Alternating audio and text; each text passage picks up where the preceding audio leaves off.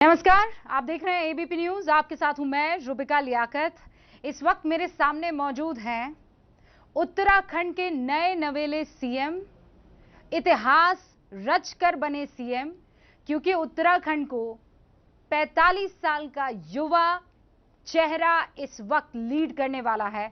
मैं बात कर रही हूं पुष्कर सिंह धामी की। बहुत बहुत स्वागत है सर आपका। जी धन्यवाद आपको। पिछले 3-4 महीनों में 3 सीएम हमने देख लिए हैं। आपको चुना गया, आपके भीतर क्या देखा आला कमान ने? ये किस्मत है, सहयोग है या फिर प्रयोग है? देखिए, हमारी पार्टी ये समय समय पर देश काल परिस्थिति के अनुसार निर्णय करती है, और जब पार्टी को लगता है कि कोई भी कार्यकर्ता वो तत्कालिक परिस्थिति के हिसाब से फिट बैठता है या उस परिस्थिति में काम कर सकता है, तो उसको वो लोग काम देते हैं। और इसमें मैं अपने बारे में बताऊं कि मैंने कभी नहीं सोचा था, न मैंने इसके लिए प्रयास किया। मैं माननीय प्रधानमंत्री जी का, हमारे राष्ट्रीय अध्यक्ष जी का, गृह मंत्री जी का, राष्ट्रीय नेतृत्व का, सबका मैं आभार व्यक्त करना चाहता हूं कि उन्होंने एक सैनिक के बेटे को, एक सैनिक के परिवार में पैदा हुआ जिसकी कोई राजनीतिक पृष्ठभूमि नहीं थी, और सीमांत क्षेत्र पिथौरागढ़ में मैं पैदा हुआ, जो कि बिल्कुल आप समझ लीजिए कि उत्तराखंड का सबसे एक कोना है, देश का भी कोना है। और खटीमा जैसा जो हमारा नेपाल बॉर्डर जो जहाँ पर है, तराई का क्षेत्र है, जहाँ पर एक लघु भारत निवास करता है, वह मेरी कर्मस्थली है। और बिना किसी राजनीतिक पृष्ठभूमि के, बिना किसी उसके कहीं मैंने अपनी किसी प्रकार की भी कोई इच्छा व्यक्त नहीं करी। उसके बाद तो मुझे मुख्य सेवक के रूप में काम करने का अवसर दिया। अब उन्होंने जो भी सोचा होगा, उनकी जो भी अपेक्षाएं होंगी, मैं इतना ही कह सकता हूं कि मैं निश्चित रूप से पार्टी के जो हमारा नेतृत्व है, जो उन्होंने मुझे जिम्मेदारी दी है, सभी लोगों को साथ में लेके, सबका मार्गदर्शन लेकर मैं कोशिश करूंगा कि उनकी अपेक्षाओं पर। आपके पास वक्त ज्यादा नहीं है क्योंकि चुनावों में जाने वाला है राज्य अगले साल। देखिए, तो आपकी प्राथमिकता क्या रहने वाली है? देखिए, पहले से ही बहुत सारे काम उत्तराखंड के अंदर हुए हैं। 2014 से जब से मोदी जी देश के प्रधानमंत्री बने, उत्तराखंड के अंदर अभूतपूर्व काम हुए हैं, ऐतिहासिक काम हुए हैं। आप सोच सकते हैं कि बद्रीनाथ जाने वाला मार्ग, गंगोत्री जाने वाला मार्ग, आपका कैलाश मानसरोवर को जाने वाले मार्ग। तो दो मुख्यमंत्री क्यों बदलने पड़े? देखिए, वो हमारे ऐसे निर्णय कई बार पार्टी करती है, क्योंकि हमारी पार्टी के अंदर लोकतंत्र है। वो मैंने कहा कि पहले से पार्टी देखती है, कई बार ऐसी स्थितियां बन जाती हैं, तो ये कोई बहुत असामान्य बात नहीं है। जिसको भी देशकाल परिस्थिति के हिसाब से उपयुक्त समझते हैं, उसको काम देते हैं। आप मुझे बताइए, परिस्थितियों का जिक्र आप दूसरी बार कर रहे हैं, ये मुफीद परिस्थितियां हैं या ये खराब परिस्थितियां हैं? देखिए, मैं इतना ही कह सकता हूँ कि मुझ जैसे सामान्य कार्यकर्ता को उन्होंने कोई काम दिया है, तो निश्चित रूप से मेरा पहला और एकदम ये मानना है कि हर तरीके से उत्तराखंड की जनता की सेवा करूं।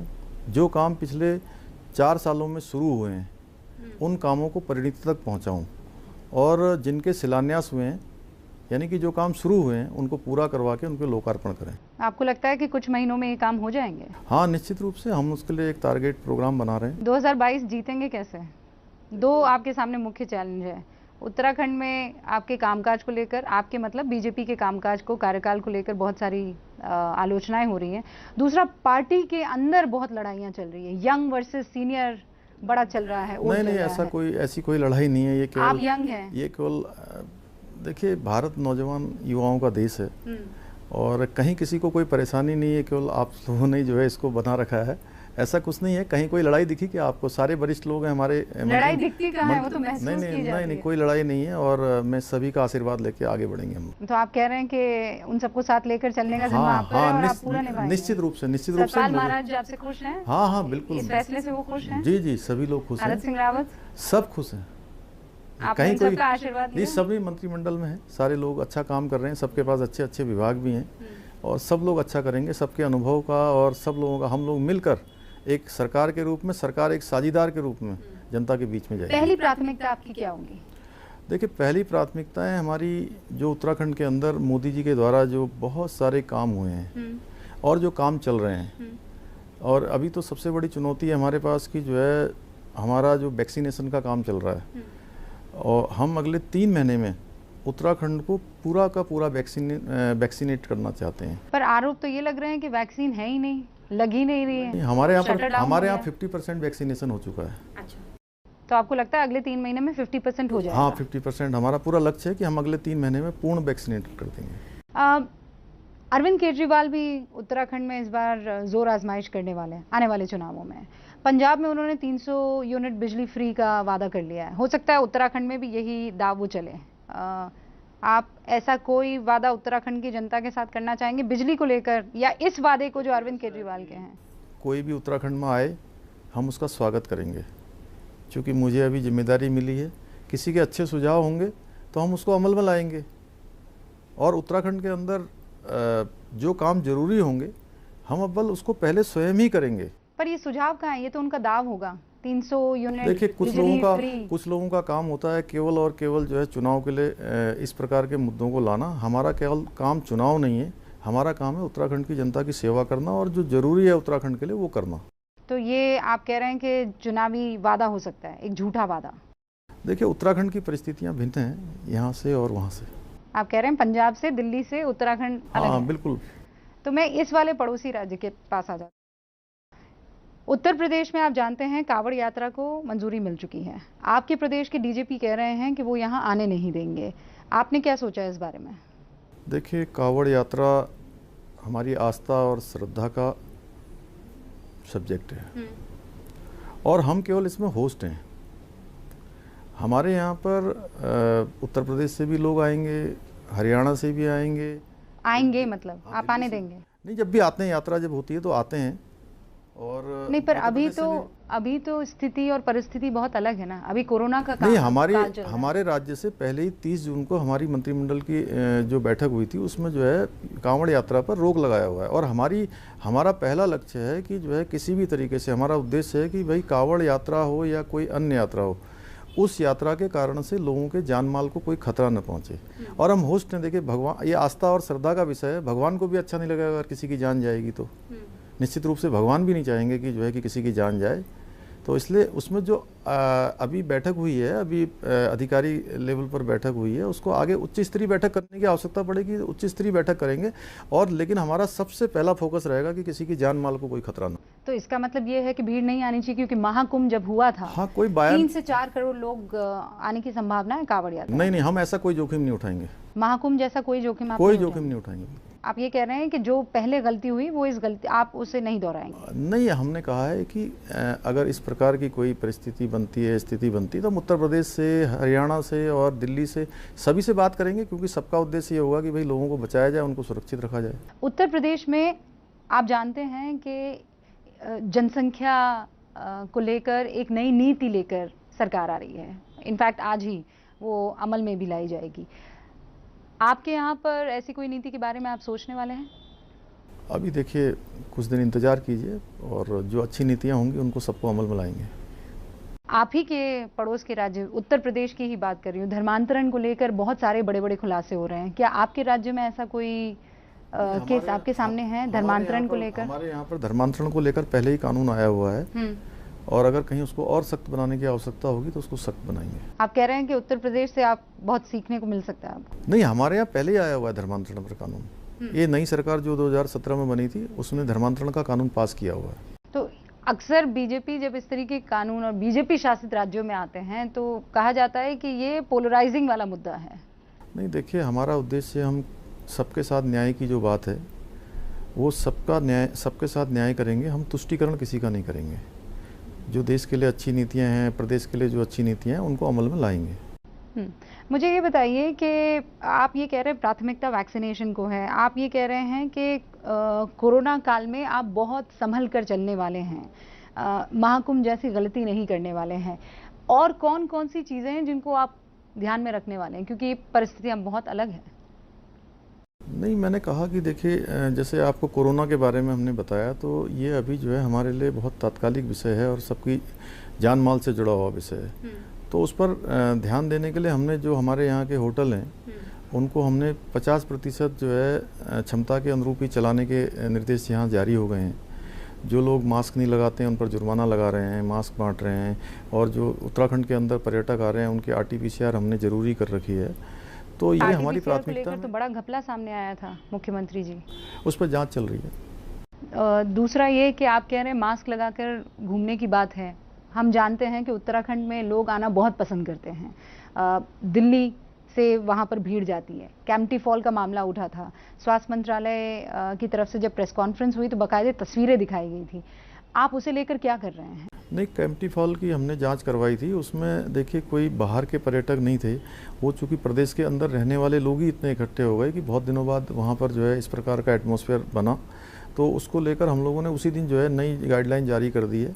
और हमारा हर हाल में ये है कि भाई किसी भी तरीके से लोगों की जान माल की सुरक्षा हमारे लिए सबसे पहली प्राथमिकता है। तीसरी वेव बहुत खतरनाक होने वाली है, बहुत सारी रिसर्च आई है, मैं खुद वो रिसर्च पढ़ रही थी। तो ऐसे में क्या कैंपटी फॉल जैसी जगह, पर्यटन जैसे इलाके, वहाँ पर कुछ और सख्ती नहीं बरती जा सकती? क्या उसे बंद नहीं किया? हमने सख्ती करी है, और सख्ती के साथ साथ देखिए ऐसा है कि कम क्षमता के आधार पर हमने पहले ही आदेश कर दिए कि जब होटलों में पहले से रिजर्वेशन नहीं मिलेगा, RT-PCR ज़रूरी होगी, तो वही लोग आएंगे जिनको पहले से रिजर्वेशन मिलेगा, या जो लोग जो है उसके लिए वो होंगे। आप मुख्यमंत्री बनने के बाद पहली बार दिल्ली आए हैं, प्रधानमंत्री नरेंद्र मोदी से भी आपकी मुलाकात हुई, क्या मंत्र दिया उन्होंने आपको? नहीं, उनका तो एक ही मंत्र है, चूँकि वो हमारे मैं कहूँ कि इस सदी के सबसे बड़े महानायक हैं, और उनका एक ही मंत्र है, सबका साथ, सबका विकास और सबका विश्वास। तो उसी को लेकर हम लोग आगे बढ़ेंगे। पर आपकी लंबी चौड़ी बातचीत हुई होगी उनसे, ऐसा कोई विशेष मंत्र उन्होंने दिया है, ऐसा कोई चैलेंज आपके सामने रखा है? क्योंकि जो अभी कैबिनेट का रिशफल हुआ है उसमें भी युवा चेहरों को उन्होंने बहुत तरजीह दी है। क्या इसे लेकर कोई बातचीत हुई है कि क्यों उन्होंने आप पर विश्वास जताया? नहीं, देखिए ऐसा है कि प्रधानमंत्री जी उत्तराखंड के बारे में उनका बहुत प्रेम है उत्तराखंड से, और लगाव भी बहुत है, और उत्तराखंड के लोग भी चूँकि उनसे भावनात्मक रूप से जुड़े हुए हैं, और स्वयं उनका जो है भावनाओं का एक केंद्र जो है हमारे उत्तराखंड में निवास करता है। उसमें से हम केदारनाथ जो पुनर्निर्माण का कार्य चल रहा है, उसमें बहुत सारे निर्माण के कार्य चल रहे हैं। उसमें हमारे आदि गुरु शंकराचार्य की जो है वहाँ पर मूर्ति स्थापित हो रही है, नए नए उसमें जो है कंस्ट्रक्शन हो रही हैं। उनको लेकर भी उनका एक वो है कि भाई वो जल्दी से जल्दी वो काम पूरे हों, और हम उनको जल्दी वहाँ आमंत्रित भी करने वाले हैं। इसी तरीके से जो बद्रीनाथ धाम है, जिसमें पूरे देश की आस्था और श्रद्धा है, तो वहाँ पर भी हम जल्दी निर्माण कार्य शुरू करने वाले हैं। ऑल वेदर रोडें जो है जिन पर काम चल रहा है वो जल्दी पूरी हों, भारतमाला के जो प्रोजेक्ट हैं वो जल्दी पूरी हों। इसी तरह से गरीब कल्याण अन्न योजना है, उसको घर घर तक पहुंचाना है, जिसमें कि जो राशन मुफ्त का राशन प्रधानमंत्री जी की तरफ से मिल रहा है वो गरीब लोगों तक पहुंचे। प्रधानमंत्री आवास योजना है, ऐसे तमाम काम हैं जो उन्होंने शुरू किए हैं। और मैं कहूँगा कि 2014 में उनके प्रधानमंत्री बनने के बाद जो काम शुरू हुए हैं, वास्तव में वो अगर हम इन 7 सालों की बात करें तो हमारे उसके पहले के जितने भी साल हैं वो इन 7 सालों पर बहुत कम पड़ते हैं। आप कह रहे हैं कि ये 7 साल 70 साल पर भारी हैं? हाँ, निश्चित रूप से। जी, निश्चित रूप से। आप मुझे ये बताइए कि किसान आंदोलन को लेकर आप क्या राय रखते हैं? क्योंकि तराई, आप ही वाला इलाका जहाँ से सिख समुदाय के बहुत सारे संख्या में किसान आते हैं, उनकी बड़ी नाराज़गी चल रही है इस वक्त, 8-9 महीने से आंदोलन पर है, उससे कैसे निपटेंगे आप? नहीं, देखिए ऐसा है कि जहाँ तक मेरी तराई की बात है तो मेरे क्षेत्र में भी किसान के बाहुल्य क्षेत्र है, और हम लोग परिवार के लोग हैं। परिवार के अंदर अगर कोई बात आती है तो वो आपस में बैठ के उन बातों को, उनका समाधान निकाला जाता है। तो बैठ तो रहे नहीं है ना, बातचीत तो कर ही नहीं रहे हैं, जितनी भी बैठकें हुई वो फेल हुई हैं। नहीं, हम लोग लोकल स्तर पर तो बैठ ही रहे हैं, और हमने उनसे कहा है कि निश्चित रूप से जो है जो भी चीज़ें प्रधानमंत्री जी के नेतृत्व में हुई हैं वो सब किसानों के हित में हुई हैं। धीरे धीरे सब लोग समझेंगे। यहाँ बैठे किसानों के बारे में आपका क्या कहना है? देखिए, मैं इतना ही कह सकता हूँ कि जो भी निर्णय प्रधानमंत्री जी के नेतृत्व में लिए जा रहे हैं वो देश को आगे बढ़ाने के लिए लिए जा रहे हैं। आप बहुत सोच समझकर, संभल कर बयान दे रहे हैं। क्या पिछले मुख्यमंत्री के बड़बोलेपन से आप कुछ सीखे हैं? नहीं, देखिए मैं कम बोलने पर विश्वास करता हूँ, और हमेशा से मैं बहुत ज़्यादा बोलने पर विश्वास नहीं करता हूँ। बातें कम होनी चाहिए, काम ज़्यादा होना चाहिए। ये प्रधानमंत्री नरेंद्र मोदी की लाइन और लेंथ है जिस पर आप चल रहे हैं। नहीं, उनका तो मंत्र है कि सबका साथ, सबका विकास और सबका विश्वास।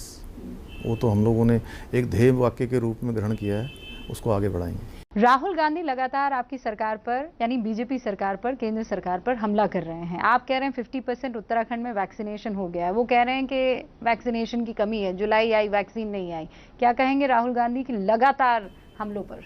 मैं उनके बारे में यही कहना चाहता हूँ कि देश के अंदर जब वैक्सीन आई थी तो उस वैक्सीन को लेकर लोगों के बीच में जिन लोगों ने ये भ्रम फैलाया, मैं किसी का नाम नहीं लेना चाहता हूँ, वह लोग उनकी जान जाने के दोषी हैं जिनको वैक्सीन नहीं लग पाई। तो ऐसे लोग जिनकी पार्टी ने, जिनके परिवार ने हमेशा देश के साथ समझौतों पर समझौते किए, आज मोदी जी काम कर रहे हैं और पूरी दुनिया देख रही है, पूरा हिंदुस्तान देख रहा है। 2022 के चुनाव का लक्ष्य क्या होगा आपके? पिछले 4 सालों में जो हमारी सरकार ने जो काम किया है, उत्तराखंड के अंदर बहुत सारे काम नए शुरू हुए हैं।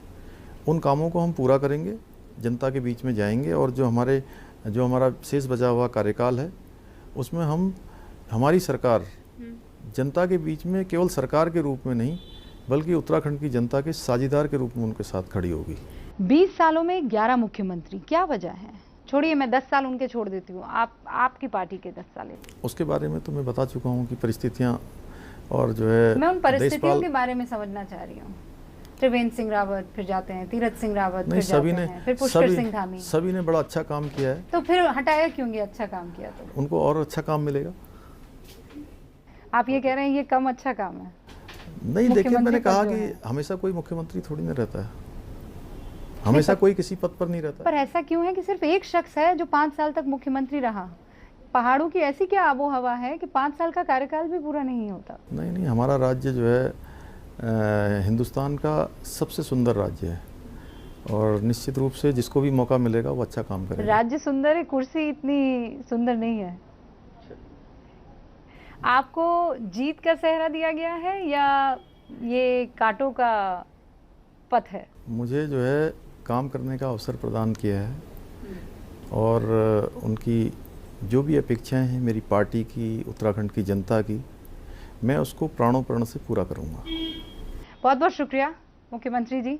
आपके इस इंटरव्यू से एक बात तो बिल्कुल क्लियर है कि आप कम बोलने में विश्वास रखते हैं। अब देखते हैं कि काम में आपका विश्वास वो जनता के दिल में बैठता है या नहीं। आपको बहुत सारी बधाई, all the best to you. तो ये थे उत्तराखंड के नए नवेले मुख्यमंत्री, युवा चेहरा हैं, युवा जोश हैं। अब ये देखना है कि वोटर्स के दिल में ये कितना विश्वास कायम कर पाते हैं और अपने साथियों के भी। आप देखते रहिए ABP news. Thank you sir.